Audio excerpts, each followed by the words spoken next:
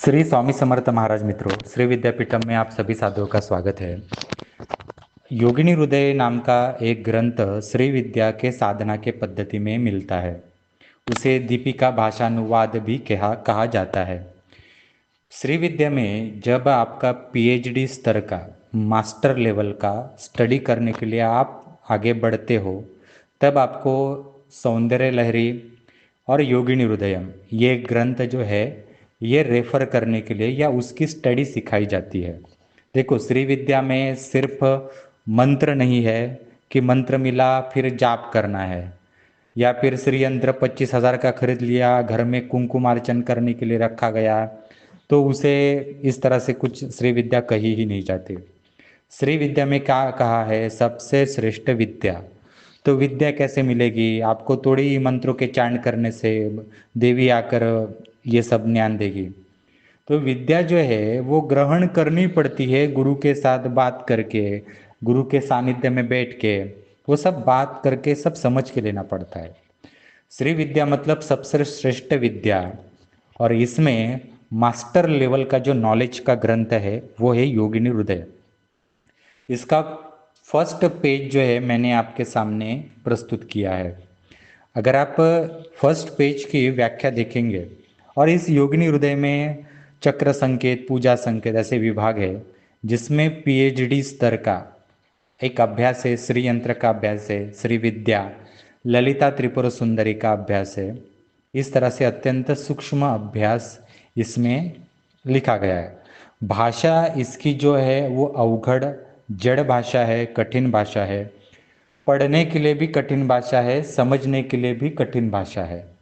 और ये भाषा और ये ज्ञान तभी समझ में आएगा जब कोई वास्तविक और सही रीति से श्री विद्या साधना करेगा।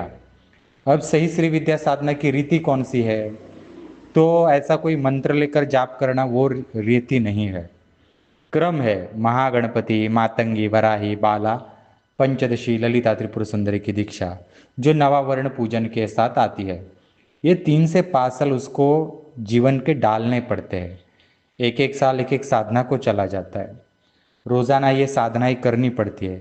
जब आपका शरीर ये दिव्यत्व प्राप्त कर लेता है और आपका मनुष्यत्व जो होता है वो खत्म होकर आप देव रूप धीरे धीरे प्राप्त करना शुरू कर देते हो, तब आपको ये भाषा समझ में आती है। इसलिए ये रिचुअल्स, ये विधि विधान कहे गए हैं। अब योगिनी हृदय का पहले पेज में क्या लिखा है हम देखते हैं। आपको श्री विद्यापीठम ये हमारे व्हाट्सएप ग्रुप है, इसमें शामिल होना है। तो आप अन्य लोगों को भी कह सकते हैं कि जिससे कि ये योगिनी हृदय की व्याख्या आपको ठीक से समझ में आ जाए, और मैं भी जिस तरह से मैं समझा सकता हूँ वो समझाने की कोशिश ज़रूर करूँगा। तो हमारा वेबसाइट भी उपलब्ध है, श्रीविद्यापीठम.com। गूगल के ऊपर जाइए, श्री विद्या की कोर्सेस, श्री विद्या साधना करनी है तो भी आप हमसे संपर्क कर सकते हैं। श्री विद्या के पहले पेज में क्या लिखा है आप देखिए, कि चक्र संकेत ऐसा लिखा है पहले पेज के ऊपर। और पहले पेज के ऊपर लिखा है, जगद वंद्यावेतो गणश गणप बटुको विश्व विनुतो जगत द्रक्षाशिलो जप निरत सामीप्य फल दो। इन सब का पहले जो अर्थ बताया है वो अर्थ आप नीचे आप देखेंगे तो उसमें नीचे लिखा है, गणेश और बटुक भगवती महात्रिपुर सुंदरी के निवास स्थान श्री चक्र के द्वार के रक्षक है। श्री चक्र के बाह्य द्वार पर इनकी पूजा का विधान है। यही पूजा संकेत के 109वें श्लोक में भी देखिए। अब ये इनका कहना यह है कि जब आप ललिता त्रिपुर सुंदरी के पंचदशी की दीक्षा लेते हो, 15 बीजाक्षर वाले दीक्षा को पंचदशी दीक्षा कहते हैं, और ये जो दीक्षा होती है ये श्री यंत्र के पूजन, नवावरण पूजन के साथ दी जाती है, जो 2.5 घंटे का पूजन है वो। और ये 2.5 घंटे का पूजन आपको सिखाया जाता है, तब श्री यंत्र सामने रखा हुआ है, और उसकी शुरुआत जो है ये श्री यंत्र के बाह्य द्वार जो है, बाहरी द्वार, लेफ्ट और राइट में एक जगह पे गणपति का पूजन किया जाता है और दूसरी जगह के बटुक का पूजन किया जाता है। ये गणपति और जो बटुक है ये कोई आम बटुक या गणपति नहीं है। ये गणपति कोई शिव पार्वती के पुत्र गणपति नहीं है, अथवा शिव का कोई रूप बटुक भैरव वगैरह नहीं है।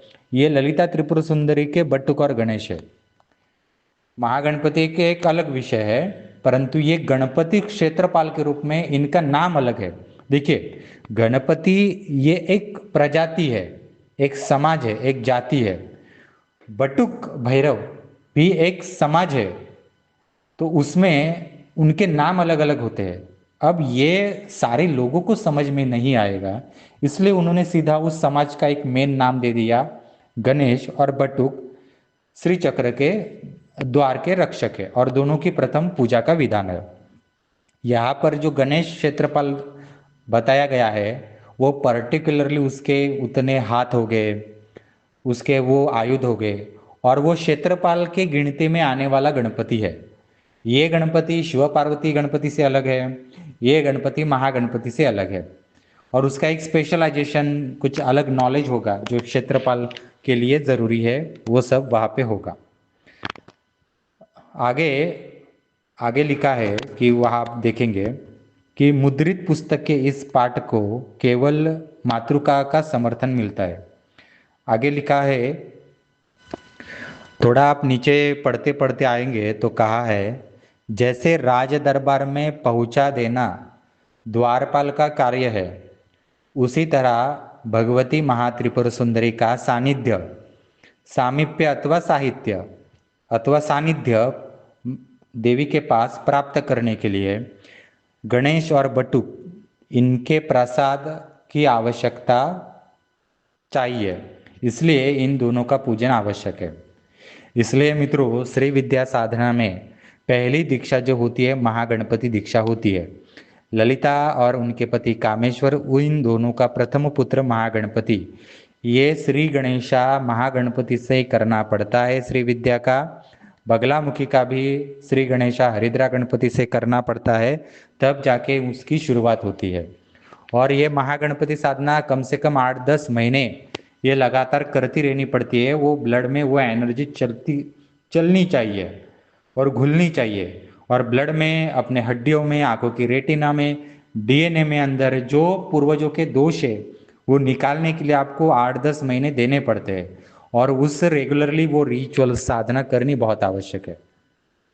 तो आप देखिए, योगिनी हृदय में स्वयं कह रहे हैं कि अगर आपको भगवती त्रिपुर सुंदरी का सानिध्य प्राप्त करना है और राज दरबार में पहुंचना है, तो इन दोनों क्षेत्रफल के आशीर्वाद की आवश्यकता है। तो ये श्री यंत्र का पूजन होता है, इसमें सिखाया जाता है। तो आप में से जो भी श्री विद्या साधक है, तो आप देखिए कि आपको पंचदशी दीक्षा देते समय श्री यंत्र का नवावरण पूजन जो 2.5 घंटे का है, वो सिखाया है क्या, वो आप पहले देखिए। अगर ये आपको सिखाया नहीं है तो आपके साथ बहुत बड़ा फ्रॉड हो चुका है। ठीक है, अब सेकंड पेज के ऊपर आप आएंगे तो सेकंड पेज पे ऊपर क्या लिखा है वो देखिए कि विमर्श रूपिणी शक्तिरस्य विश्वगुरो परा परिस्फुरति सैकापि नाना नामा रूपिणी। मतलब ये नीचे इसका अर्थ लिखा है, इस विश्वगुरु शिव की विमर्श रूपिणी पराशक्ति एक ही है, किंतु इस जगत में वह नाना प्रकार के नाम और रूपों में भाषित होती है। मतलब जो भगवान शिव है, अब यहाँ भगवान शिव मतलब पार्वती वाले शिव नहीं, यहाँ शिव मतलब विश्वगुरु शिव। हाँ, ये विश्वगुरु शिव मतलब ललिता के पति कामेश्वर शिव को कहा गया है। उनके अंडर ऐसे लाखों शिव आते हैं। तो कामेश्वर शिव जो विश्वगुरु शिव है, उनकी शक्ति विश्व विमर्श रूपिणी देवी है, पराशक्ति है, जो अलग अलग रूपों को नाम रूप लेकर भाषित होती है। आगे लिखा है, यह परम शिव और पराशक्ति परा अवस्था से उतरकर पश्चंती, मध्यमा और वैखरी वाणी के क्रम से गुरु और शिष्य के रूप में प्रकट होते हैं, और प्रश्न प्रतिवचन पद्धति से सब प्राणियों पर अनुग्रह करने की दृष्टि से तंत्र शास्त्र की अवतरणा करते हैं। अब ये जो योगिनी हृदय ग्रंथ है ना, ये शिव और शक्ति का एक प्रकार से प्रश्नोत्तरी है। पार्वती या जो शक्ति है, ये भगवान शिव से प्रश्न करती है और शिव उनके प्रश्न का उत्तर देते हैं। ऐसे प्रश्न उत्तर, ये जो ज्ञानार्जन है, ये ज्ञानार्जन का विभाग जो है, ये सब योगिनी हृदय है। तो इसमें क्या है कि ये ललिता त्रिपुर सुंदरी, श्री विद्या साधना, श्री यंत्र, इसके बारे में जो ज्ञान है वो पार्वती ने भगवान शिव को पूछा है और भगवान शिव ने उनके उत्तर अलग अलग दिए हैं। इसको कहा है योगिनी हृदय। ये इसका चौथे श्लोक का अर्थ है। इसमें और सूक्ष्म रूप से आप देखेंगे तो कहा है कि परमशिव और पराशक्ति, मतलब कामेश्वर और ललिता त्रिपुर सुंदरी दोनों अपनी परा अवस्था छोड़कर पश्यंती में उतरते हैं, पश्यंती से मध्यमा में उतरते हैं और मध्यमा से वैखरी में उतरते हैं और गुरु शिष्य रूप में प्रकट हो जाते हैं। यहाँ पर गुरु बनते हैं शिष्य और शक्ति बनती, माफ कीजिए, गुरु बनते हैं भगवान शिव मतलब कामेश्वर और शिष्य बनती है यहाँ पर ललिता के रूप में पार्वती। और प्रश्न प्रतिवचन करके वो तंत्र शास्त्र निर्माण होता है और ये हम यहाँ पर पढ़ रहे हैं। अब आपको समझ में आ गया ये सब क्या है। अब सबसे नीचे ना छठवें श्लोक में क्या लिखा है देखिए। कोई भी मनुष्य साधारण स्त्री के हृदय को भी ठीक से नहीं जान पाता। ऐसी स्थिति में शिव के अनुग्रह के बिना योगिनी के हृदय को जानने में कौन व्यक्ति समर्थ हो सकता है। मतलब योगिनी हृदय में इन भगवान शिव पार्वती को कह रहे हैं कि सामान्य मनुष्य रूपी जो स्त्री होती है उसका हृदय का जो ठिकाना है, उसके हृदय में क्या चल रहा है वो कोई मनुष्य नहीं जान सकता। तो यहाँ पर तो वो भगवान, वो तो पराशक्ति महात्रिपुर सुंदरी है, उसके हृदय की व्याख्या, उसके हृदय की एक प्रकार से महती कौन जान सकता है। यहाँ पर उसको योगिनी कहा गया है। ये योगिनी हृदय मतलब ये महायोगिनी है। ये महायोगिनी मतलब महात्रिपुर सुंदरी को ही योगिनी कहा गया है। तो इस योगिनी स्वरूप महात्रिपुर सुंदरी के हृदय को कौन व्यक्ति जानने में समर्थ हो सकता है। अब लोग क्या करते हैं, इतना सूक्ष्म ज्ञान लेते ही नहीं, बस देवी है, ललिता है, जगत जननी है, माता है, ऐसे शब्द उसका उच्चारण करके कहीं पे चले जाते हैं, दीक्षा लेते हैं, जाप करते हैं। अब देखो मित्रों, परंपरा किसे कहते हैं। आपको ना योगिनी हृदय को प्रॉपर समझना है तो परंपरा इस शब्द का अर्थ समझ के लेना बहुत आवश्यक है। परंपरा बनती है ज्ञान से, परंपरा मंत्रों से नहीं बनती। आजकल मंत्र जो है आपको गूगल पर, यूट्यूब के ऊपर, बहुत सारी जगहों पे, अलग अलग वेबसाइट पर फ्री में उपलब्ध है। आपका छोटा 5वीं 7वीं का बच्चा जो है, 5वीं 6वीं का बच्चा, वो भी मंत्र पढ़ सकता है, किसी के कान में फूंक सकता है। किंबहुना छोटे मोटे ज्योतिषी बने हुए हीलिंग करने वाले, आजकल ये वास्तु छोटे मोटे बाबा लोग हैं, ये भी यूट्यूब के वेबसाइट के अलग अलग मंत्र पढ़ते हैं और लोगों के कान में फूंकते हैं। तो इन सारे लोगों को आप थोड़ी ही परंपरा, इसको आप थोड़ी गुरु दीक्षा साधना बोलेंगे क्या। ये सब फ्रॉडगिरी है। परंपरा इसे नहीं कहा जाता। परंपरा जो होती है वो ज्ञान जो एक गुरु से शिष्य को चला जाता है, वो रहस्य जो कहीं लिखा हुआ नहीं है, उस रहस्य के पद्धति को बताया जाता है। तो वो सब कुछ जो है वो परंपरा के अनुसार बताया जाता है, तो उसको कहा है परंपरा। अब हमारे पास बहुत सारे लोग आते हैं, गुरुजी अब हम तो श्री विद्यापीठम से 10 सालों से श्री विद्या सिखा रहे हैं। तो लोग आते हैं, कहते हैं कि गुरुजी हमने शंकराचार्य परंपरा से दीक्षा ली है। तो कुछ लोग कहते हैं कि हमने पुरी के शंकराचार्य से दीक्षा ली है। कुछ लोग कहते हैं कि हमने स्वरूपानंद शंकराचार्य से, द्वारकापीठ से दीक्षित है।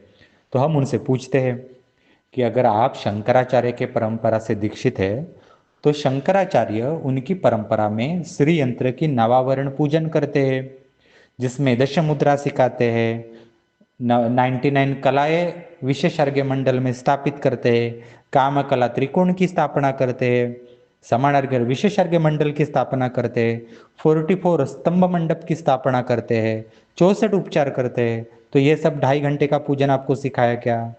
तो फिर ये जो परंपरा के नाम से ढिंडोरा पीटने वाले लोग हैं, ये कहते हैं कि तो ऐसा तो कुछ नहीं सिखाया, हमको 100-200 लोगों को एक हॉल में बिठाकर मंत्र दे दिया और जाप करने के लिए कह दिया। फिर बाद में सब ज्ञान और समझने के बाद ऐसे लोगों का भ्रम जो होता है वो टूट जाता है और उन्हें समझ में आता है कि ऐसा कोई शंकराचार्य ने किसी के कान में मंत्र फूकने से, जाप करने से परंपराएं नहीं बनती। तो ये सारे विषय है। तो ये परंपरा शब्द का अर्थ आपको समझने में आना बहुत ज़रूरी है। तो हमने अभी आपके सामने योगिनी हृदय का फर्स्ट पेज और सेकंड पेज का शब्द जो ये अर्थ हमने बताया कि शुरुआती अवस्था में भगवान शिव ने पार्वती को क्या कहा है और पार्वती शिव से क्या कह रही है। तो हम आगे जो है वो सेकंड पेज के ऊपर थर्ड और फोर्थ पेज पर भी देखेंगे कि आगे क्या है। तो आपको ये कैसे लगा वो भी आप हमें ज़रूर बताइए और आगे हमसे जुड़े रहिए। धन्यवाद।